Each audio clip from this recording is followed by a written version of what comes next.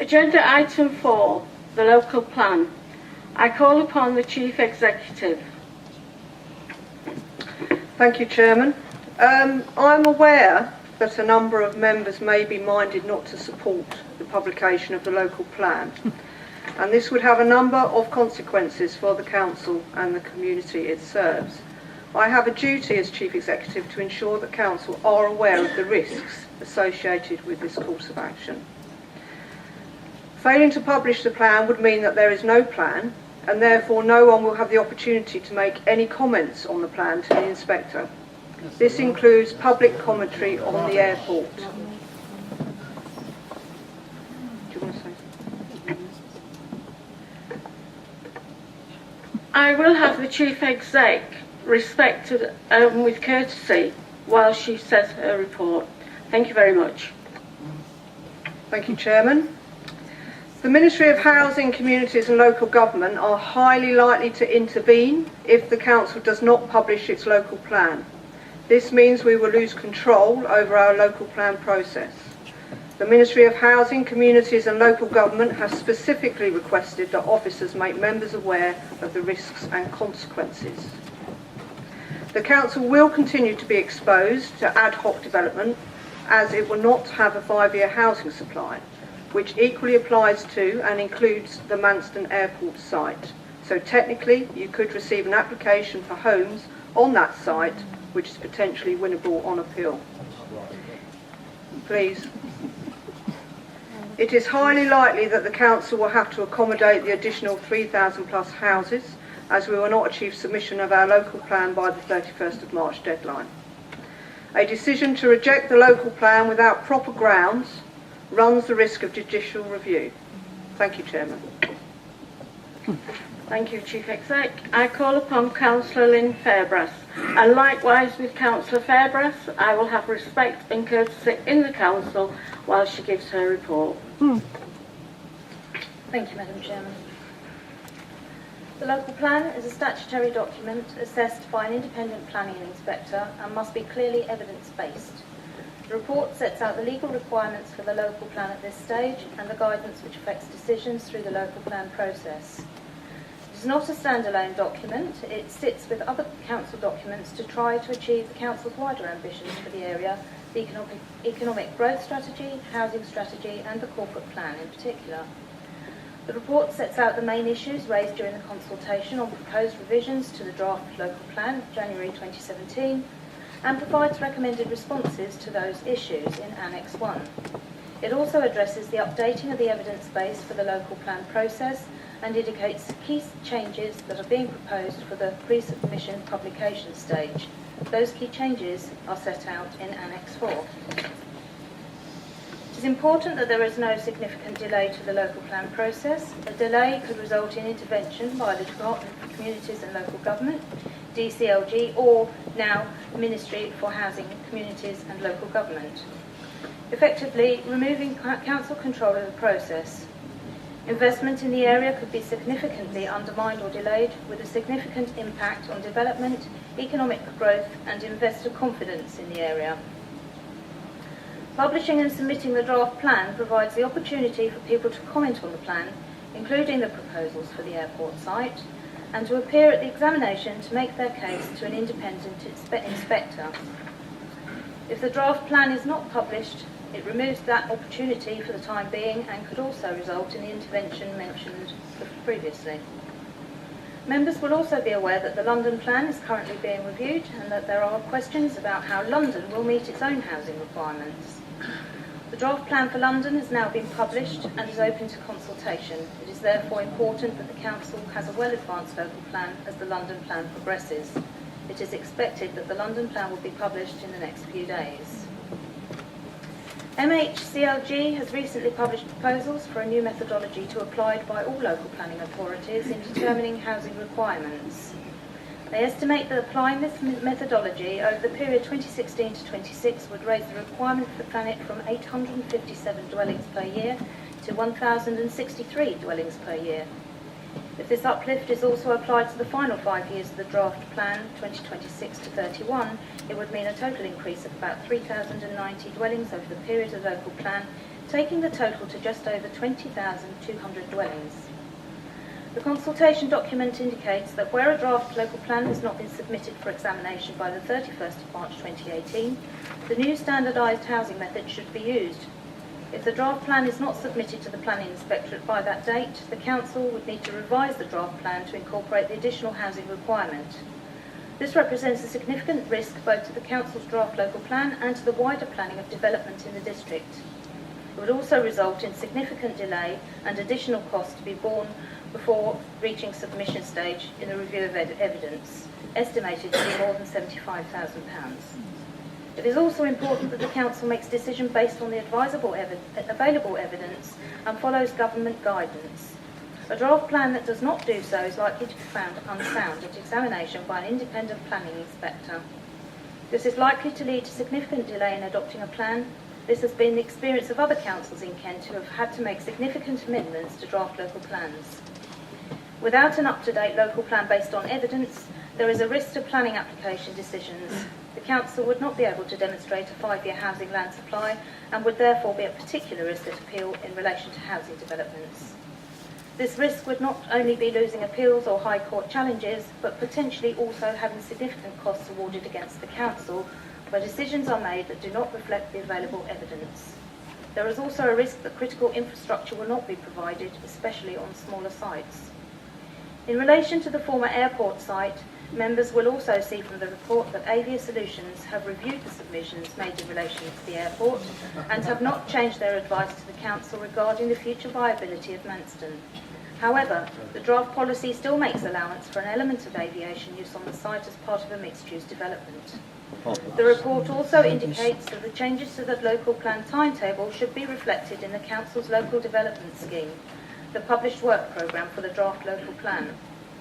The Thanet Transport Strategy, jointly prepared by Kent County Council and Thanet District Council, which supports the draft local plan, is scheduled to be published alongside the pre-submission draft local plan.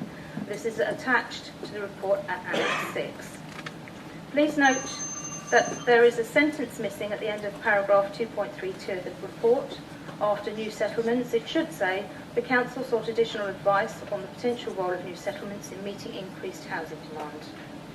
I therefore recommend the following. The Council agree that following the publication period, the draft local plan be submitted to the Planning Inspectorate for examination. Thank you. Thank you, Councillor Fairbrass. Is there a seconder? Second and reserve the right, Madam Chair. Chair, I'd like to ask when we go to a vote that it is a recorded vote, if that is agreeable to members. Seconded.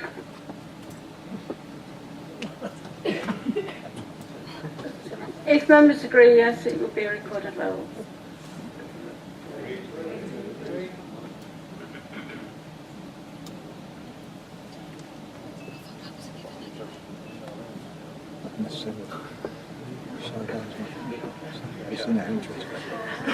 Do you want to show hands for a debate? Those in favour? Of a recorded vote, sorry. Not the Tories. Taking the recording vote. Yes, they are. Put their hands up now. There's 3 down. Those against? Any abstentions? Carried. Right.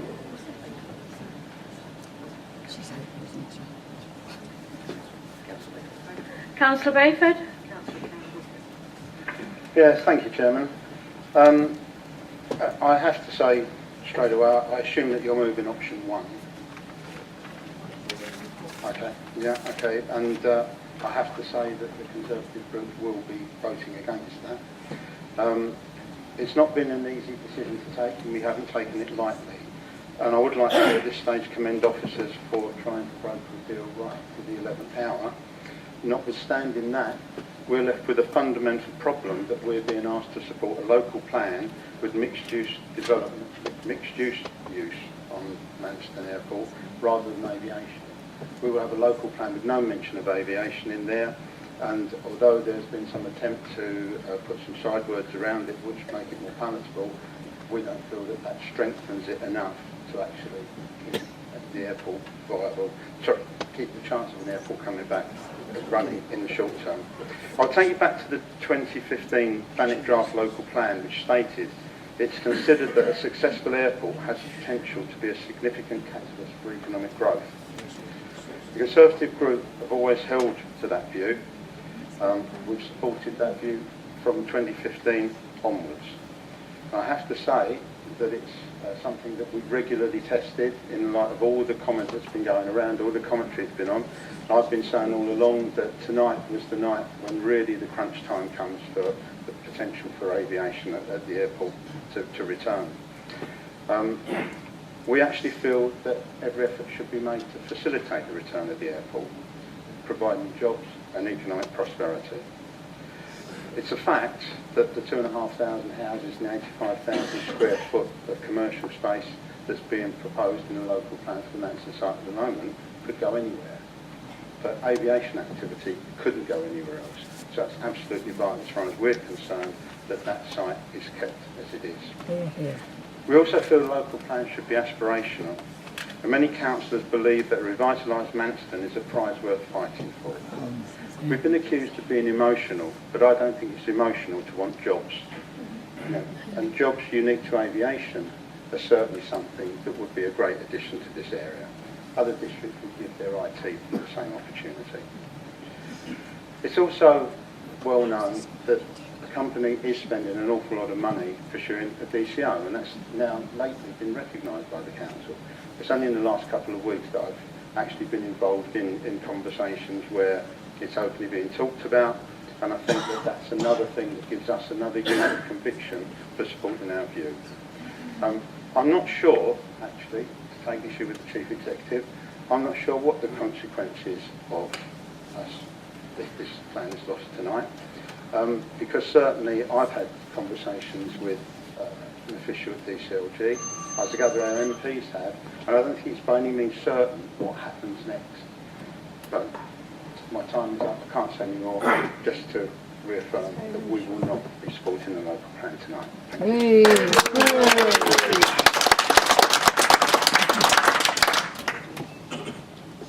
Councillor Campbell? Yes, thank you, Chair. Most residents, and it seems the BBC, after last night, believe that we are tonight adopting or rejecting the draft local plan. We are, of course, not doing that.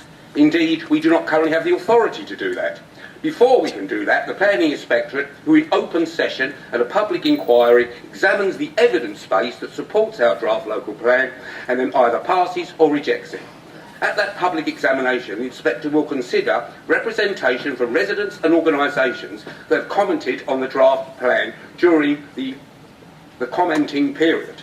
And that is what we are voting for tonight. We are voting to allow residents and organisations the opportunity to comment either positively or indeed negatively. Only those that have commented during this period will be heard or considered by the Inspector. So if you intend to vote against the proposal tonight, you are in effect denying your residents the opportunity to comment on their draft local plan. If, however, you are voting against because you disagree with the designation of the land at Manston Airport as mixed development use, then please consider this. The only way that an airport will be reinstated on that site is via the development consent order being progressed by RSP. If this is eventually successful, then it overrides the current designation of mixed development use and will revert to aviation use.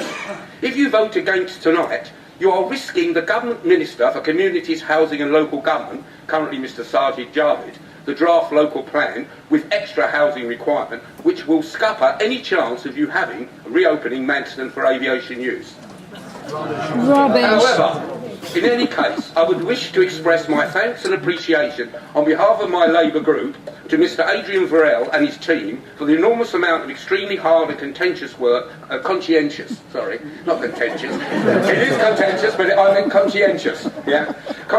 work they put in creating this draft local plan. Thank you. Yeah, what does he know? Councillor Fenner?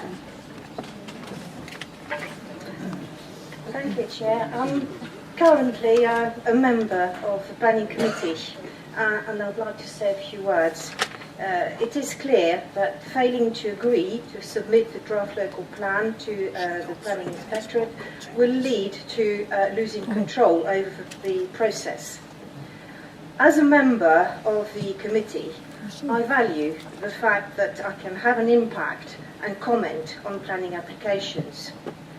Recently, we had to consider the planning application for a housing development at Reading Street, and we were able to consider its impact on the local community, make representations and win the argument. We also had the application for housing development at the Holy Trinity site in Broadstairs. The result of the appeal is indicative of the shape of things to come, with decisions being taken by the inspector regardless of the wish of the local community to preserve a green open space. These are two recent examples. So I would like to ask my colleagues on the Planning Committee, how would we explain to the residents that their comments for or against an application will have no impact because it is the inspector who will make the decision? And I would like to ask all the councillors, how would we tell the residents who approach us about their concerns that we cannot represent their views at planning or that it would have no impact? And what about all the residents who took part in the consultation, who have spent time and energy to research and make comments about all kinds of issues, and who might be minded to submit their comments again to the inspector? Will we have to tell them that they've wasted their time and that they will waste their time again because their comments will not be passed on to the inspector for consultation? Of course they will. What would you call this kind of approach? Is that a democratic approach? No. In my view, it is foolish and reckless. What is the point? These people do talk Chair. rubbish. I'm being Can we interrupted. have some respect while the councillor puts her point, please? The last point that I want to make very briefly is, in my view, what is the point of us being councillors if we cannot take part in the decisions regarding the future development of Thanet? Well, that, yeah.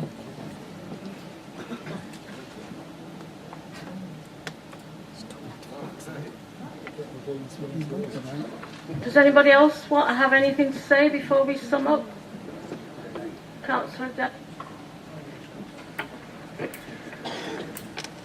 I'd just like to say, while we're talking about the people of Thanet, there was an overwhelming vote for groups and parties who had in their manifestos that they would support Manston Airport, and there's an overwhelming public opinion towards Manston Airport. So anybody who put a leaflet through somebody's door saying we'll have planes flying soon and we'll support Manston Airport, who now wants to vote to turn it into housing land, carry on. That's democracy.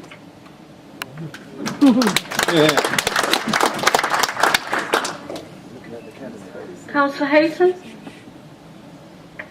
Thank you very much, Madam Chairman.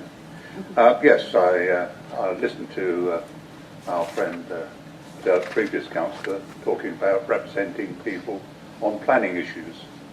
We do it every month, Chairman. We do it every month with the Planning Committee. And sometimes we don't pass the request of the whole of the planning people. And quite frankly, that's the way it should be. We take our own views on it, but what we do is put the pluses and the minuses together and see which we're going to be supporting. I've been on planning since 1991, and quite frankly, this one has never been put forward to the planning committee at all, apart from the full council this evening. the planning committee should be making decisions on this plan to go forward on the 2,500 houses to be built on Manston.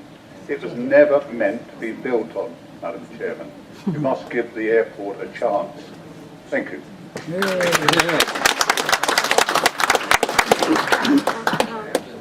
Councillor Howes?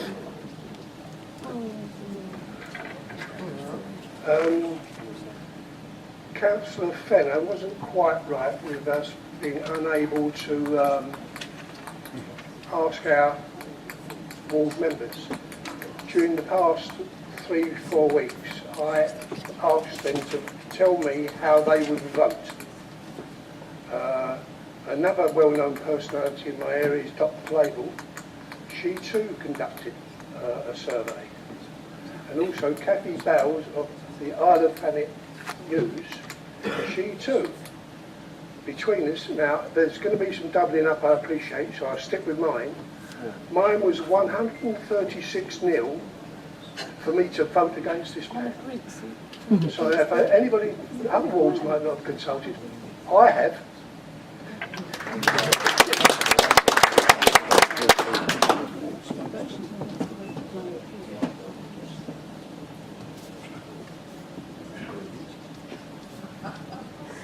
If nobody has got anything else to add, then I will hand over to Councillor Wells to sum up.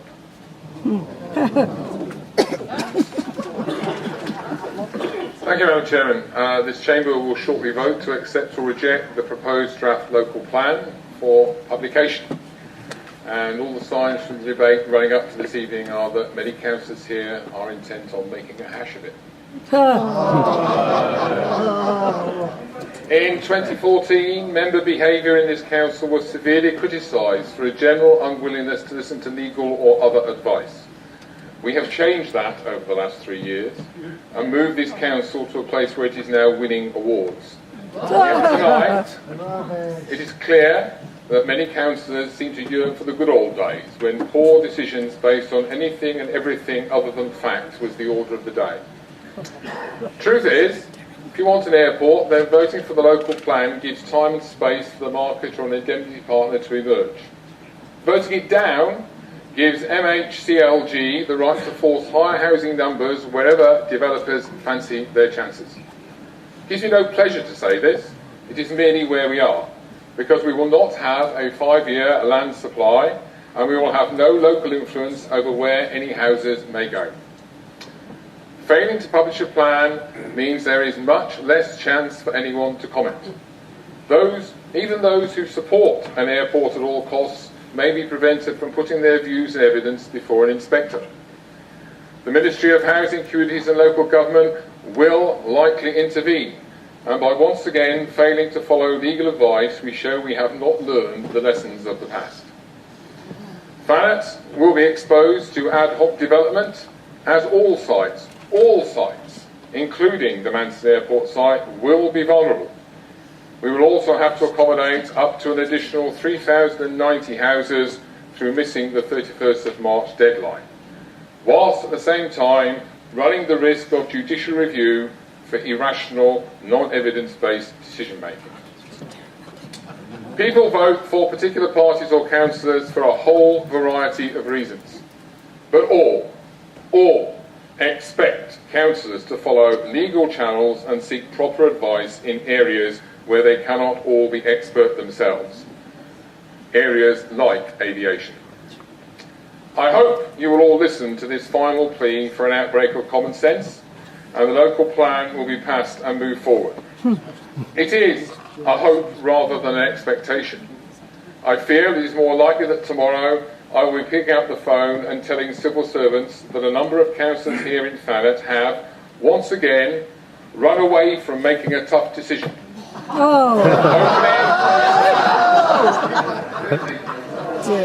Can we have some order in the chamber, please?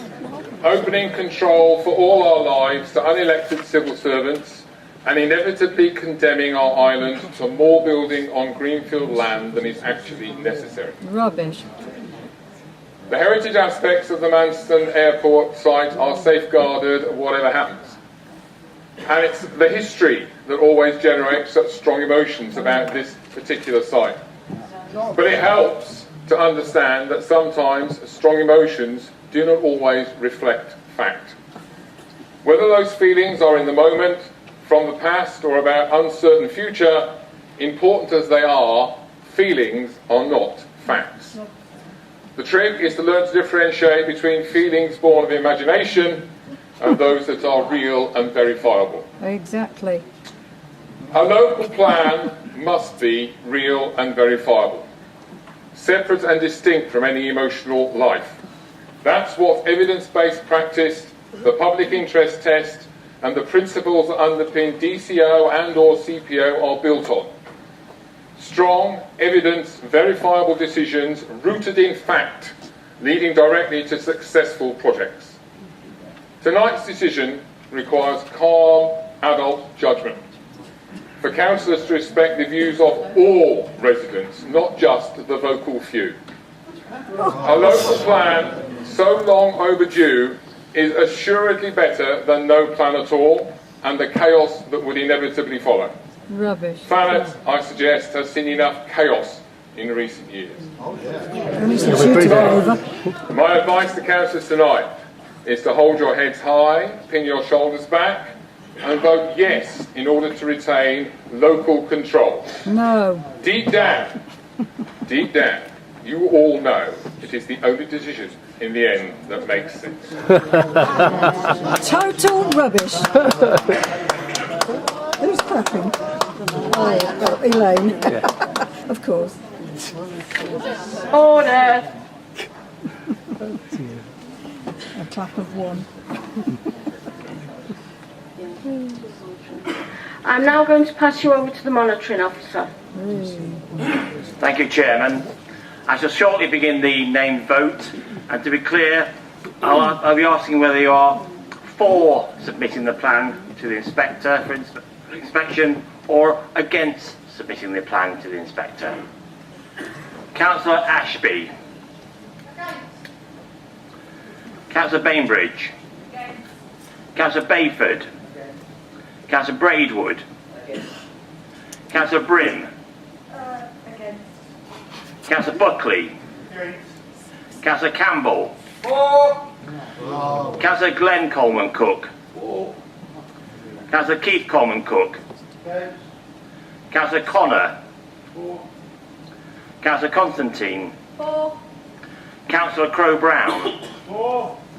Councillor Curran. Councillor Dawson. Councillor Day. Councillor Della. Councillor Dennis. Councillor Dexter.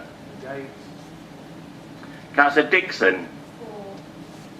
Councillor Edwards. Councillor Evans. Councillor Jeremy Fairbrass. Councillor Lynn Fairbrass.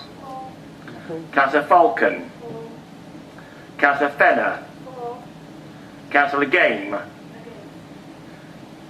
Councillor Ian Gregory. Councillor Grove. Councillor Hayton. Councillor Hillman. Councillor Howes. Councillor J. Jones. Councillor Johnston. Councillor Larkins. Councillor Martin. Councillor Matterface. Councillor Messenger. Councillor Parsons. Councillor Linda Piper. Councillor Reverend Stuart Piper. Councillor Linda Potts.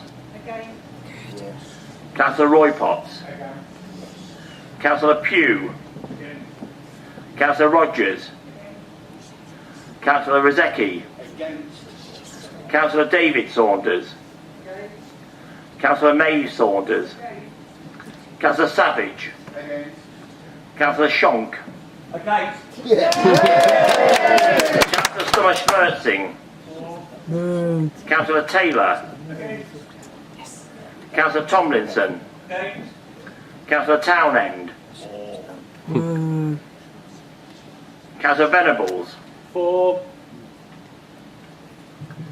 Councillor Wells. I wonder why.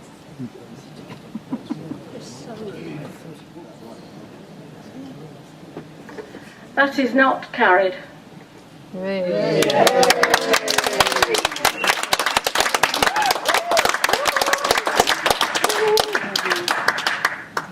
That concludes the business for this extraordinary meeting of the Council.